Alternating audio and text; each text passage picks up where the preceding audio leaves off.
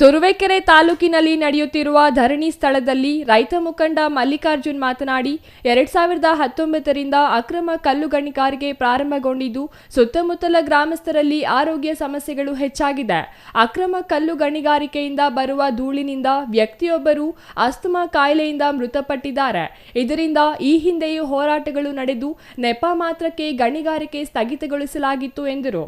ಇದೀಗ ಮತ್ತೆ ಅಹೋರಾತ್ರಿ ಧರಣಿಗೆ ದಲಿತ ಸಂಘರ್ಷ ಸಮಿತಿ ಬೆಂಬಲ ಸೂಚಿಸಿದ್ದು ಸತತ 5 ದಿನಗಳಿಂದ ಧರಣಿ ನಡೆಯುತ್ತಿದೆ. ಸಂಬಂಧಪಟ್ಟ ಜಿಲ್ಲಾಡಳಿತ ಸ್ಥಳಕ್ಕೆ ಆಗಮಿಸದೆ ಬೇಜವಾಬ್ದಾರಿ ಮೆರೆದಿದ್ದಾರೆ ಎಂದರು. ಹೋರಾಟಗಾರರು ಮಾತಾಡಿದ್ದಾರೆ. ಕೋಳಘಟ್ಟ ಗ್ರಾಮದಲ್ಲಿ ಒಂದು ರೀತಿಯ ಅಶಾಂತಿಯ ವಾತಾವರಣ ನಿರ್ಮಾಣ ಆಗಿದೆ. ಏನು ಇಲ್ಲಿ ಗಣಿಗಾರಿಕೆ ಪ್ರಾರಂಭ ಆಯಿತು, ಗಣಿಗಾರಿಕೆಯನ್ನ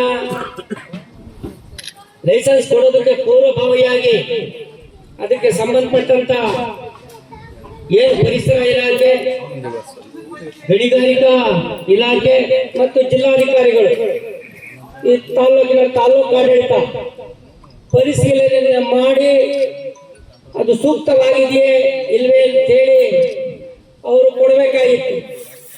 ಹಣದ ಆಸೆಗೆ ರಾಜಕೀಯ 25 ಜನ ರೈತರಿಗೆ ಸುತ್ತ ಭೂಮಿಯನ್ನ ಉಳುಮೆ ಮಾಡಿಕೊಂಡು ಬಂದಿದ್ದಾರೆ. ಮತ್ತೆ ಆ ರೈತರಿಗೆ ಹಕ್ಕುಪತ್ರಗಳನ್ನು ಕೊಟ್ಟಿದ್ದಾರೆ.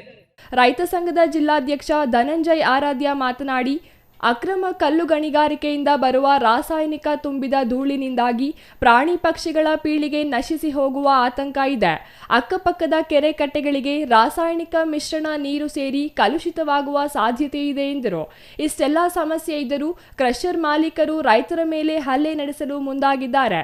ಜೊತೆಗೆ ಸುಳ್ಳು ಪ್ರಕರಣಗಳನ್ನು ದಾಖಲಿಸಿ ರೈತರನ್ನು ನ್ಯಾಯಾಲಯಕ್ಕೆ ಅಲಿಯುವಂತೆ ಮಾಡಿದ್ದು ಬೆಳೆಗಳಿಗೂ ಹಾನಿ ಉಂಟು ಮಾಡುತ್ತಿದ್ದಾರೆ ಎಂದರು. Suresh Babu, CTV news, Turuvekere.